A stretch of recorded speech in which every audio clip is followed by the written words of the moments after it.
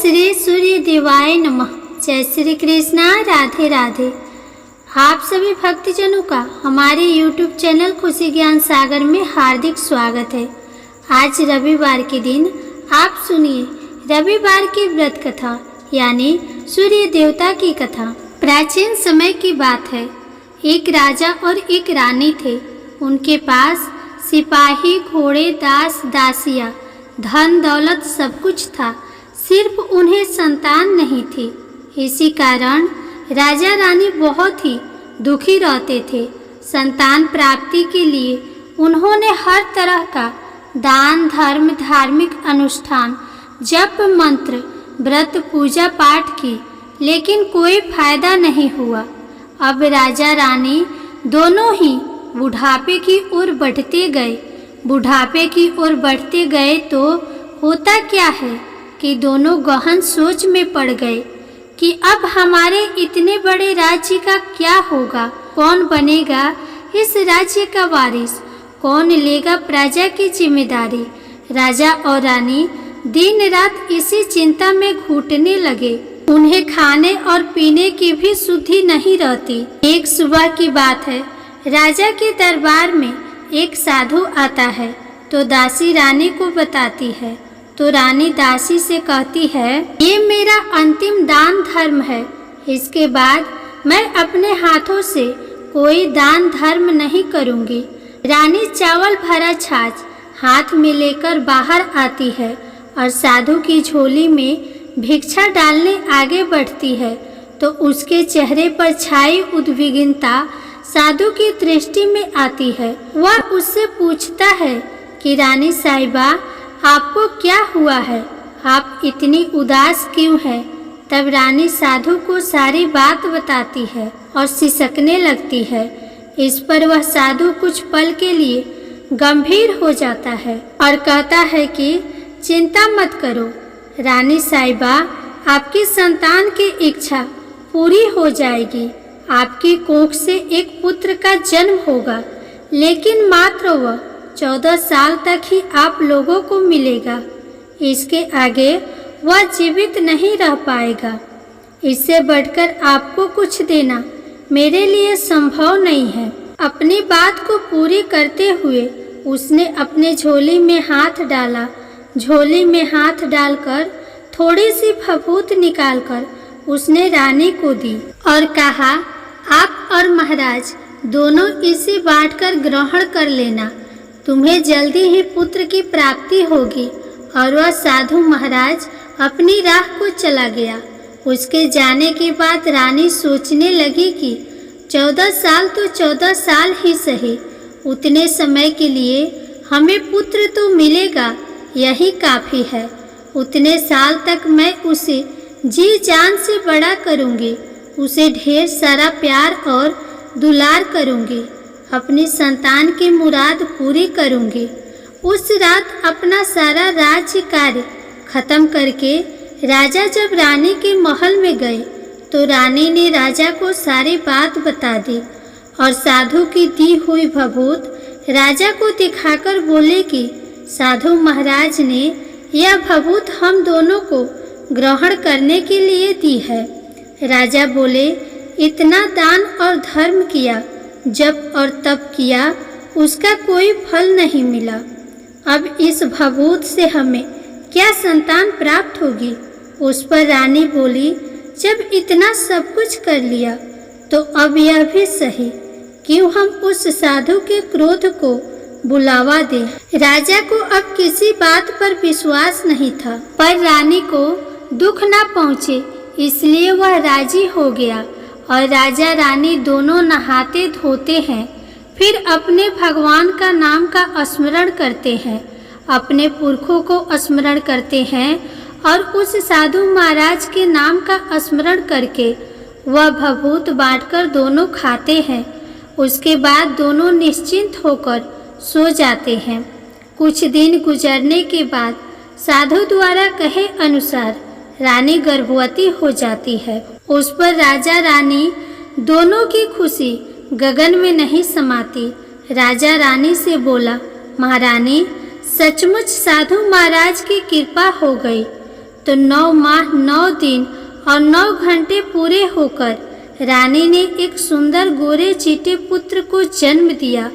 राजा ने बड़े धूमधाम से पुत्र का नामकरण किया। सारे राज्य में 8 दिन तक अनशन तर्पण रखा। उत्सव मनाया गया।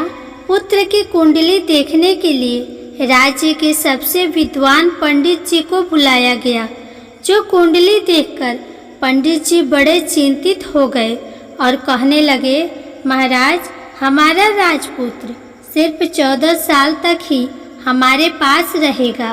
राजा को इस बात की भनक तो थी ही, रानी को भी साधु महाराज की बात याद थी, तो दोनों चुप रह जाते हैं।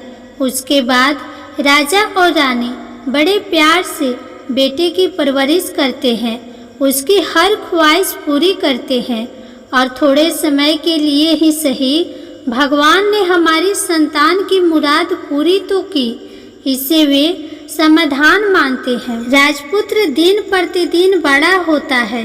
जब वह 7 साल का हो जाता है तो राजा एक अच्छे गुरु की नियुक्ति करके उसकी पढ़ाई लिखाई, घुड़सवारी आदि उसे 12 विद्याओं का शिक्षण देते हैं। जब वह सब शास्त्र विद्या में पारंगत हो जाता है और 12 साल की उम्र का हो जाता है, तब एक अच्छे से कन्या खोजकर उसकी शादी करा देते हैं। तो 2 और साल बीत जाते हैं। बेटा 14 साल का हो जाता है। एक दिन राजपुत्र राजा से बोलता है, पिताजी, मैं अपना सारा राज्य घूमकर देखना चाहता हूँ। आज तक मैंने सिर्फ इस रजवाड़े के अतिरिक्त कुछ देखा नहीं है। बेटे की बात सुनकर राजा चिंतित हो जाते हैं, क्योंकि पुत्र को 14वां साल शुरू हुआ ही था। अब कोई अनहोनी होने का वक्त नजदीक आ पहुंचा था, लेकिन राजा ये सब बातें पुत्र को बता नहीं सकता था। राजा अपने चेहरे पर खुशी लाकर बेटे से कहता है कि हाँ, जरूर जाओ बेटा, तुम्हें अपना सारा राज्य जरूर घूमकर देखना चाहिए। कहाँ क्या है ये सब जानना चाहिए। कल मेरे बाद तुम्हें ही तो राजा बनना है। मात्र एक बात का ध्यान रखे, तुम जहाँ जा रहे हो, क्या कर रहे हो, यह बात अपनी पत्नी को नहीं बताना। पुत्र कहता है, ठीक है पिताजी, आपने जैसा कहा है मैं वैसा ही करूँगा। राजपुत्र दिन भर अपनी पत्नी के साथ रहता है, खुशियाँ मनाता है और रात को 12 बजे उठकर बाहर चला जाता है। फिर सुबह होने से पहले वापस अपने महल में आकर सो जाता है। ऐसा बहुत दिनों तक चलता रहा और पुत्र का 14वां साल पूरा होने में कुछ ही दिन बाकी रहे थे। इतने में उसकी पत्नी यानी छोटी रानी रात में जाग जाती है। वह देखती है कि बिस्तर पर राजपुत्र नहीं है। वह महल में सब जगह देखती है तो राजपुत्र कहीं भी नजर नहीं आते। तो वह क्या करती, किससे कहती? वह चुपचाप रहती है। फिर वह सुबह होने पर देखती है कि उसका पति अपनी जगह पर सोया हुआ है। वह अपने पति से कुछ नहीं पूछती है, लेकिन दूसरी रात भी जब वैसा ही होता है, तीसरी और चौथी रात और कुछ दिनों तक ऐसा ही चलता रहता है, तब रानी बहुत ही चिंतित हो जाती है। उसके मन में ढेर सारे सवाल उठते हैं, लेकिन उसे पूछने में डर लगता है। शायद पति गुस्सा कर बैठे। सास ससुर से पूछने के बारे में सोचा तो उसकी कुल मर्यादा बीच में आ जाती थी। तो इस तरह वह मन ही मन घुटती रहती थी। इस हालत में उसे खाने पीने में दिलचस्पी नहीं होती थी। वह दुबली पतली हो जाती है। उस राज्य में फूल बेचने वाली एक बूढ़ी मालिन थी। वह हमेशा छोटी रानी को फूल देने उसके महल में आती थी। उस बुढ़िया का ध्यान छोटी रानी पर पड़ जाता है। वह उससे पूछती है, बेटी, तुम्हें किस बात का दुख है? तुम इस तरह सूख कर कांटा क्यों बनी हो? उस पर रानी कहती है, क्या बताऊं तुम्हें अम्मा, तुम्हारा राजपुत्र हर रात्रि को बाहर चला जाता है और सुबह वापस लौटकर आ जाता है। वह कहाँ जाता है, क्या करता है, यह सब सोच सोचकर मैं अन्न जल ग्रहण नहीं कर पाती हूँ और सूख सूख कर इस तरह कांटा बन रही हूँ। बुढ़िया सब बात सुनकर उसे एक उपाय बताती है कि बेटा ऐसा करना कि आज रात को तुम सोना मत, उसके पीछे जाकर देखना कि वह कहाँ जाता है, क्या करता है और उसकी अच्छी तरह से पहरेदारी करना। तो छोटी रानी बोली कि अगर मुझे नींद आ गई तो बुढ़िया बोली कि तुम्हें नींद ना आए इसलिए एक काम करना, अपने बाएं हाथ की उंगली में एक जख्म कर देना, उस पर थोड़ी सी मिर्ची छिड़कना, उससे तुम्हें बड़ी जलन होगी और उस पीड़ा से तुम्हें रात भर नींद नहीं आएगी। रानी बुढ़िया के कहे अनुसार वही करती है। उंगली की जलन से उसे बड़ी देर तक नींद नहीं आती, लेकिन बाद में वह सो जाती है। दूसरे दिन बुढ़िया सुबह फूल लेकर उसके महल में पहुंचती है और पूछती है, क्या हुआ बेटी, क्या तुम देख पाई कि पति कहाँ जाता है? रानी कहती है, नहीं अम्मा, पहले कुछ समय जलन के कारण मुझे नींद नहीं आई, पर कुछ देर के पश्चात मैं सो गई। बुढ़िया कहती है, आज तुम उंगली पर पहले से थोड़ा सा बड़ा जख्म करना और ज़्यादा मिर्च लगाना। तो रानी ने वैसा ही किया, परंतु वह पति को सिर्फ बाहर निकलते हुए देख पाती है, उसके पीछे नहीं जा पाती है क्योंकि उसे फिर से नींद आ जाती है। दूसरे दिन सुबह वह बुढ़िया आती है तो उसके पूछने से पहले ही रानी रोकर कहती है, अम्मा, मैं आज भी उसकी पहरेदारी ठीक तरह से नहीं कर पाई। बुढ़िया कहती है, रोना नहीं बेटा, सब कुछ ठीक हो जाएगा। तुम आज रात जख्म और बड़ा करना और उस पर ज़्यादा मिर्ची लगाना और एक काम करना कि जब वह जाने के लिए निकलता है तब उसका रास्ता रोकना। बुढ़िया ने जैसा बताया रानी ने वैसा ही किया। आज रात को उसे नींद नहीं आती है। पति जब रात को महल से निकलने के लिए चलने लगता है तो वह बुढ़िया ने जैसा बताया वैसा ही करती है। दौड़कर जाकर पति का रास्ता रोकती है और कहती है, कहाँ जा रहे हो, किससे मिलने जा रहे हो, मुझे बताओ। राजपुत्र उसे समझाने की बहुत कोशिश करता है। देखो, अगर मैंने तुम्हें यह बात बता दिया तो मैं तुम्हें दोबारा नहीं मिल पाऊंगा। रानी कहती है, कोई बात नहीं, ना मिल पाओ, लेकिन आप रात के समय कहाँ जाते हो यह तो मुझे बता दो। राजपुत्र निरुपाय हो जाता है। पत्नी की जिद के आगे उसकी एक नहीं चल पाती।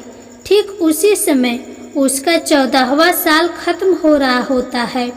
15वां साल लगने वाला होता है। जो होता है वह हो जाने दो, यह सोचता है और कुछ चावल मंत्रों से सिद्ध करके पत्नी को देकर कहता है कि इन चावल के दानों को हाथ की मुट्ठी में पकड़ना। पहले दाएं हाथ में पकड़े चावल मेरे ऊपर फेंकना। मैं कौन हूँ तुम्हें पता चल जाएगा। बाद में बाएं हाथ में पकड़े चावल मेरे ऊपर फेंकना। मैं जैसा था तुम्हें मिल जाऊंगा, लेकिन तुम बाएं हाथ के चावल मेरे ऊपर फेंकना भूल गई तो मैं तुम्हें कभी नहीं मिल पाऊंगा। रानी ने कहा, नहीं भूलूंगी। रानी ने बड़े आत्मविश्वास के साथ यह कहकर दाएं हाथ में पकड़े चावल पति के ऊपर फेंक देती है तो राजपुत्र एकदम एक विशाल घोड़ा बन जाता है। एकदम उम्दा सफ़ेद गर्दन पर लंबी उथाल।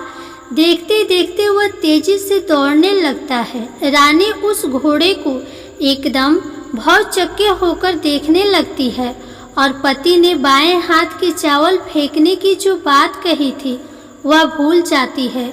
उसकी आंखों के सामने घोड़ा महल से बाहर निकलकर चला जाता है। घोड़ा जो महल से बाहर जाता है तो वापस नहीं आता। अब रानी को बड़ा पश्चाताप हुआ। वह स्वयं को कोसने लगती है, लेकिन अब उसका कोई फायदा नहीं होने वाला था। राजपुत्र अब वापस नहीं आने वाला था। सुबह होते ही महाराज को सब बात का पता चले। उन्हें बहुत दुख होता है।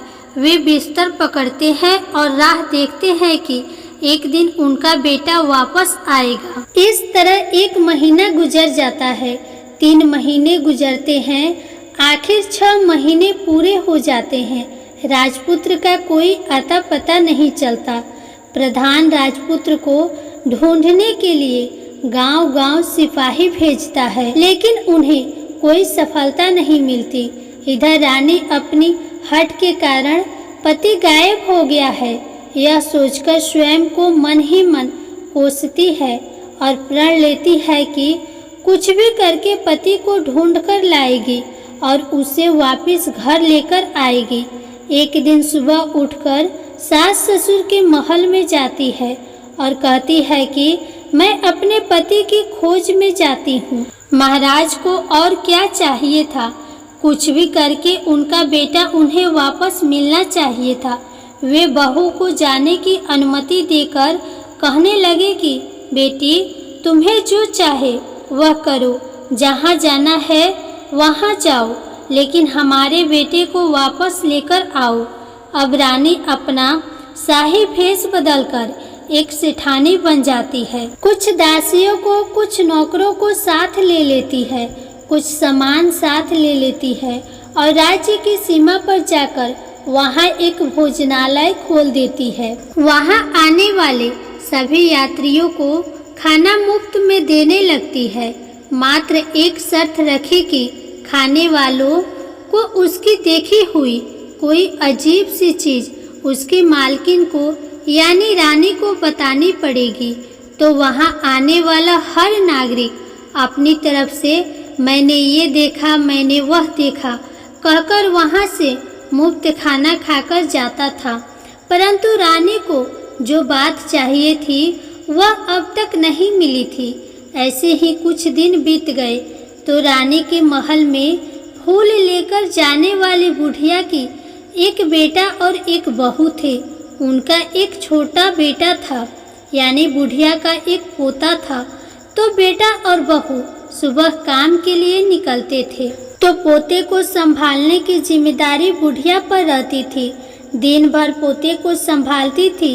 एक दिन बुढ़िया को पान खाने की आदत थी तो पान खाने के लिए चुनना चाहिए था। वह उसे तैयार करने के लिए सीपियाँ लेकर आई। इन सीपियों को भूनने के लिए गोबर के कंडे चाहिए थे। गोबर के कंडे इकट्ठा करने के लिए वह बांस की टोकरी लेकर चरवाहे के मैदान में गई। वहाँ बहुत सारे कंडे थे। उन्हें जमा करते करते उसे घर आने में अंधेरा हो गया। इस ओर शाम होते ही काम से वापस आकर बेटा और बहू घर पहुँचे तो देखा कि बच्चा घर पर अकेला है और रो रहा है। दोनों गुस्से से लाल पीले हो गए। इतने में बुढ़िया घर आ पहुँची।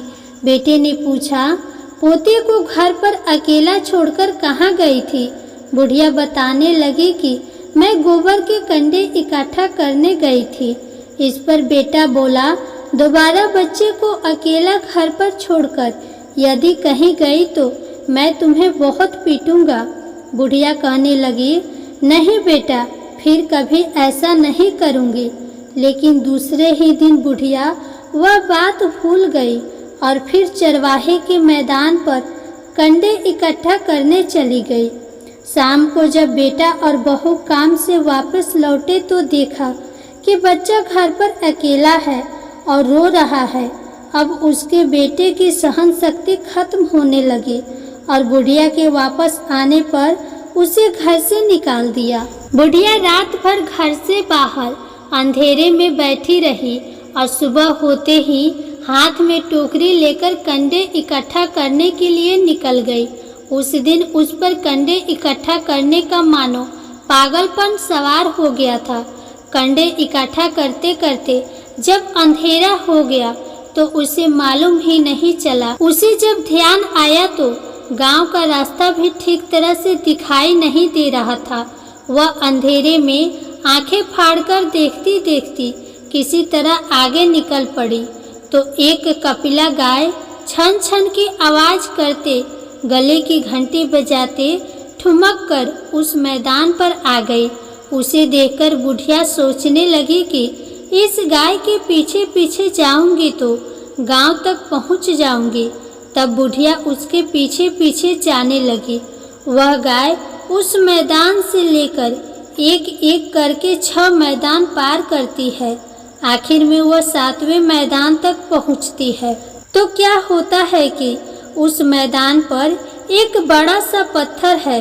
गाय जाकर उस पत्थर को अपना सींग मारती है। जब गाय ने सींग मारा तो वह पत्थर दूर हट गया और पाताल में नीचे जाने की सीढ़ियां दिखाई देने लगी। तब वह गाय उन सीढ़ियों से नीचे जाने लगी। बुढ़िया वह सब देख रही थी और झट से जाके गाय की पूंछ को पकड़ लिया। वह गाय के साथ नीचे पाताल में पहुंच गई और तुरंत ही गाय की पूंछ छोड़ दी और इधर उधर देखने लगी। उसने देखा कि वहां दीप और दिए जलते हैं और तेज रोशनी गाय के ऊपर पड़ती है और वहां अद्भुत घटनाएं घटने लगती है। गाय के नीचे जाते ही उसके गले में अपने आप साकल पड़ गई और छम छम करके कोई दूध आड़ी में गाय को दूध दुहने लगा। लेकिन जो भी कोई वह कर रहा है वह मात्र दिखाई नहीं दे रहा है। बुढ़िया बहुत घबरा गई, कहाँ आकर फंस गई यह सोचने लगी और यहाँ वहाँ छुपने के लिए जगह ढूंढने लगी। लेकिन उसे कहीं भी जगह नहीं मिली। हर जगह उजाला ही उजाला था। तो वह एक कोने में खड़ी हो गई और जो कुछ सामने हो रहा था उसे चुपचाप देखने लगी। उसने देखा कि वहाँ एक उम्दा सफेद घोड़ा और 2 कुंड थे। उसमें से एक कुंड में उस घोड़े ने छलांग लगाई और ऊपर आ गया और उस घोड़े को अब राजपुत्र का रूप प्राप्त हो गया। उसने दूसरे कुंड की पानी में स्नान किया, वहाँ रखे नए कपड़े पहने और नजदीक में एक सुंदर पलंग था, उस पर आकर वह बैठ गया। उसके सामने अपने आप 5 पकवान की थाली आ गई, दूध की एक प्याली भी आ गई, पान सुपारी आ गई। उसके सामने एक दिया जलता रहा और राजपुत्र ने खाना खाया, पानी पिया, पान सुपारी खाई और बिस्तर पर लेट जाने से पहले सूर्यदेव का स्मरण करके सामने जलते हुए दिए से पूछा, हे दीपंकर, मेरे माता पिता क्या कर रहे हैं? दिया बताने लगा, बेटे की शोक में डूबे हैं, राज कौन संभाल रहा है? तो उसने बोला कि राज्य प्रधान संभालते हैं। उसने पूछा कि मेरी पत्नी क्या करती है? तो उसने बोला कि चौराहे पर भोजनालय शुरू किया है और आते जाते लोगों से वह नई खबर के बारे में पूछती रहती है। दिए के ये कहते ही राजपुत्र कहने लगा कि ठीक है। उसके बाद वह सो गया। बुढ़िया कोने में खड़ी हुई सब देख रही थी। ऐसी अद्भुत घटना उसने जिंदगी में पहली बार देखी थी। उसे अंदर ही अंदर चुलबुलाहट होने लगी। वह अपनी भूख प्यास भूल गई और आगे क्या होता है उसे उत्सुकता से देखने लगती है। लेकिन उसके बाद और कुछ घटनाएं नहीं घटती। रात गुजर गई और सुबह हो गई। पलंग पर सोया हुआ राजपुत्र उठा और फिर से पहले वाले कुंड में छलांग लगाई तो अब वह फिर से घोड़ा बनकर कुंड से बाहर आ गया। वह तेजी से उस पाताल नगरी से बाहर निकल आया, लेकिन वह कहाँ गया बुढ़िया को कुछ पता नहीं चला। उसके बाद पिछली रात की तरह कोई उस गाय को छम छम करके दूध दूहने लगा। जैसे ही दूध दूहना खत्म हुआ उसके गले की साकल अपने आप खुल गई और वह गाय तेजी से ऊपर जाने लगी, सीढ़ियों की ओर भागने लगी। गाय को दौड़ता देखकर बुढ़िया सोचने लगी कि अब गाय के साथ यहाँ से ऊपर जाना ही समझदारी होगी, नहीं तो कोई मुसीबत आकर टपक जाएगी। झट से उसने गाय की पूंछ पकड़ ली और गाय के साथ ऊपर आ गई। गाय जब मैदान में पहुंची तो उस सुरंग का रास्ता अपने आप बंद हो गया और उसके मुंह पर एक बड़ा सा पत्थर पौले की तरह खड़ा हो गया। ऊपर आकर वह गाय जंगल की ओर निकल गई। उधर बुढ़िया एकदम बावली सी हो गई। उसने पाताल नगरी में जो कुछ देखा था वह जल्द से जल्द किसी को बताने के लिए उतावली हो गई। उसे एकदम याद आया कि नगर की सीमा पर कोई औरत भोजनालय चलाती है और नई बात बताने वाले को अच्छा खाना पीना मुफ्त में देती है। वह सोचने लगी कि क्यों न मैं यह बात उस औरत को जाकर बताऊं। यदि उसे यह बात अच्छी लगी तो बाकी जीवन खाने पीने की झंझट से मुक्ति मिल जाएगी। बुढ़िया ने मन में तय किया और तुरंत उस भोजनालय के द्वार पर टंगी नगाड़े के सामने खड़ी हो गई और जोर जोर से नगाड़ा बजाना शुरू कर दिया। नगाड़े का इस तरह शोर सुनकर मालकिन यानी छोटी रानी मन में प्रसन्न हो जाती है कि शायद कोई बड़ी बात लेकर यहाँ आया है। रानी सिपाहियों को आदेश देती है, जाइए और जो कोई आया है उसकी अच्छी तरह से खातिरदारी कीजिए। आदेश पाते ही सिपाही नीचे दौड़ गए तो एक बुढ़िया नगाड़ा बजा रही थी। उन्होंने पूछा, क्यों बुढ़िया माई, क्या हुआ, क्यों नगाड़ा बजा रही हो? बुढ़िया बोली, कुछ नहीं बेटा, यहाँ खाना मिलता है ना, इसलिए आई हूँ। खाना चाहिए, मिलेगा, लेकिन तुझे कोई नई बात बतानी पड़ेगी। बुढ़िया बोली, हाँ हाँ बताऊंगी, एक बात मालूम है मुझे। इस पर सिपाही उसे अंदर लेकर गए। उनको मालकिन का आदेश था कि जो कोई बूढ़ा बुजुर्ग वहाँ आए उनके साथ अच्छी तरह से पेश आना, उनका अच्छे से आदर सत्कार करना। तो सिपाही ने उस बुढ़िया का भरपूर आदर सत्कार किया। यह उसे बड़ी सी थाली भरकर व्यंजन परोसते हैं। बुढ़िया कुछ दिनों से भूखी थी, वह खाने पर टूट पड़ी। खाना खाने के बाद सिपाही ने उसे नई साड़ी पहनने को दी। उसके बाद उसे लेकर रानी के पास आए। बुढ़िया और रानी ने तुरंत एक दूसरे को पहचान लिया। तब रानी ने बुढ़िया से कहा कि अम्मा, अब बताओ कि तुमने क्या नई बात देखी है? नई बात? मैंने कोई नई बात नहीं देखी है। बुढ़िया बोली, वह तो मेरे पास तुम्हें देने के लिए खाने के पैसे नहीं थे, इसलिए मैंने झूठ कहा और नगाड़ा बजाया। रानी ने कहा, अम्मा घबराना नहीं, मैं किसी को तुम्हारा नाम नहीं बताऊंगी। फिर भी बुढ़िया ने कहा कि मेरे पास कोई नई बात नहीं है। इस पर रानी ने कहा, देखो अम्मा, यदि तुमने मुझे वह नई बात बताई तो जिंदगी भर मैं तुम्हारी देखभाल करूंगी और तुम्हें रानी माता की तरह रखूंगी। अब बुढ़िया बताने को तैयार हो गई। उसने जो कुछ उस चरगाह वाले मैदान में देखा था वह सब कुछ रानी को बता दिया। बुढ़िया की ये बात सुनकर रानी को यकीन हो गया कि वह राजपुत्र उसी का पति है। वह तुरंत उस बुढ़िया से कहने लगी कि अब माँ, मुझे उस जगह पर ले चलो। तब बुढ़िया बोली, नहीं, वह पाताल राज है, किसी ने तुम्हें देख लिया तो तुम्हारी जान खतरे में पड़ सकती है। लेकिन रानी उसकी एक भी नहीं सुनती। उसे उस जगह ले जाने के लिए हठ करने लगी। आखिर में बुढ़िया ने उसका कहना मान लिया और कहने लगी, ठीक है, मैं तुम्हें वहाँ ले जा सकती हूँ, पर आज नहीं, कल वहाँ जाना है तो शाम को ही जाना होगा।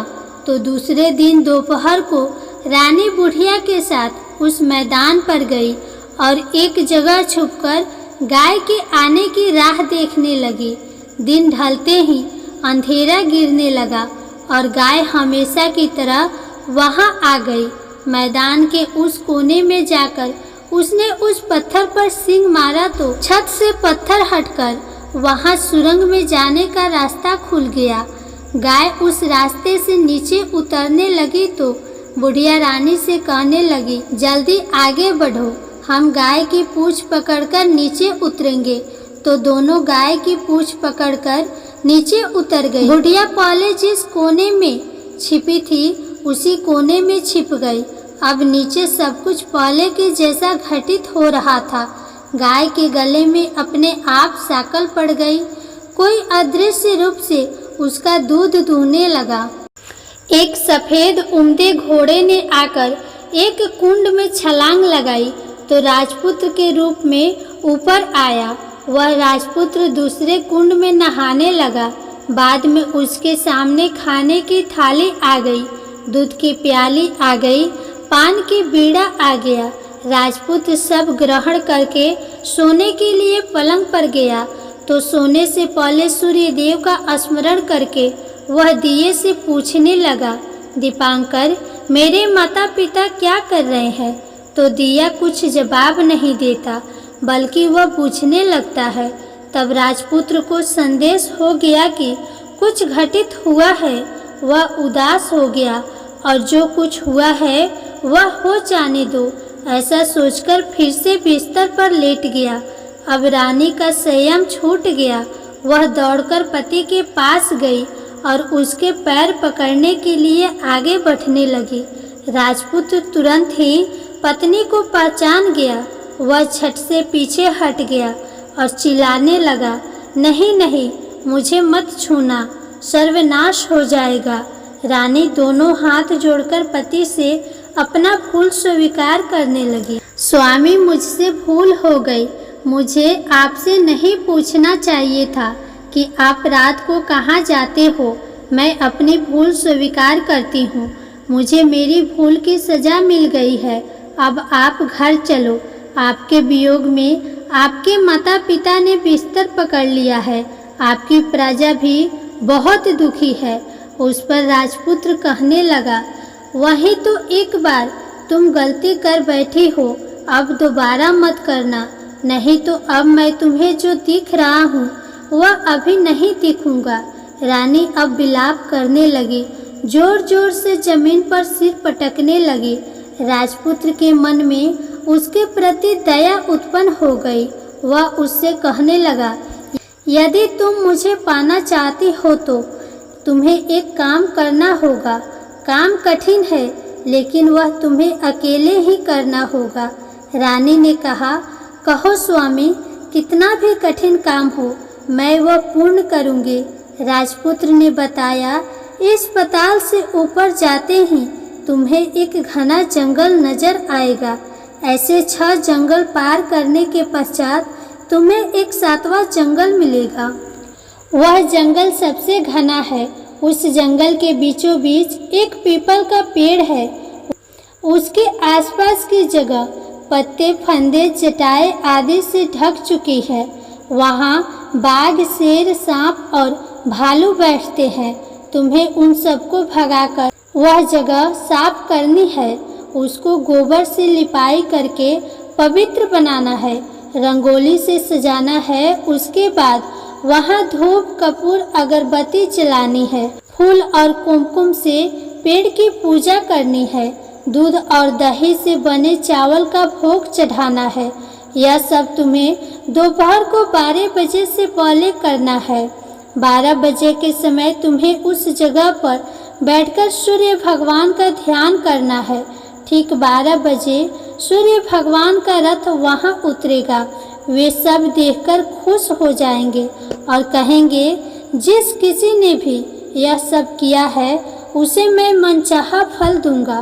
तो तुम सामने जाकर उसके रथ का दाहिना घोड़ा मांगना, मैं तुम्हें मिल जाऊंगा। इतनी बात कहकर राजपुत्र अपनी पलंग पर सो गया और रानी भोर होने का राह देखने लगी। भोर होते ही वह बुढ़िया के साथ गाय की पूंछ पकड़कर ऊपर आ गई। ऊपर आने के बाद वह बुढ़िया से कहने लगी, अम्मा, अब मैं अकेले ही आगे जाऊंगी, तुम भोजनालय वापस चली जाओ। वह जंगल में जाकर राजपुत्र की बताई जगह ढूंढने लगी और स्वयं आरी से वह जगह साफ कर दी। बाद में राजपुत्र ने जैसे बताया था वैसे ही लिपाई पुताई करके वापस आ गई। दूसरे दिन सुबह होने से पहले उठी और जंगल में उस जगह पर पहुंची। वहां जाकर इत्र और पानी छिड़क कर उस जगह को सुगंधित धूप अगरबत्ती जलाकर उसे पवित्र किया और पूजा की सब सामग्री वहां तैयार कर सूर्य भगवान का ध्यान करके बैठ गई। जैसा कि पति ने बताया था कि दोपहर को ठीक 12 बजे सूर्य भगवान का रथ उस पीपल के पेड़ पर आकर रुका। सूर्य भगवान ने जब रथ से नीचे देखा तो सुगंधित वातावरण देखकर वे बहुत प्रसन्न हो गए। फिर वे बोले, जिस किसी ने यह काम किया है वह यहाँ आकर आज मुझसे कुछ भी मांगे, मैं उसे दे दूंगा। रानी ने जब यह शब्द सुनी तो बिना समय गंवाए दौड़कर उनके सामने आ गई और उनको साष्टांग नमस्कार करके बोली, भगवान वह मैं ही हूँ, मैंने ही यह जगह साफ की है। अच्छा तो तुम्हें जो चाहिए वो मांगो। भगवान मुझे आपके रथ का दाहिना घोड़ा चाहिए। सूर्य भगवान बोले, नहीं नहीं, मैं तुम्हें और कुछ भी दे सकता हूँ, लेकिन यह घोड़ा नहीं दे सकता। मेरे रथ के 12 घोड़े हैं, तुम चाहो तो कोई और घोड़ा मांग लो, लेकिन यह दाहिना घोड़ा नहीं, वह मैं तुम्हें नहीं दे सकता। छोटी रानी ने एक नहीं सुनी। वह सूर्य देव से एक ही बात कह रही थी कि वही दाहिना घोड़ा दे दीजिए, नहीं तो मैं आपके पैरों में गिरकर अपनी जान दे दूंगी।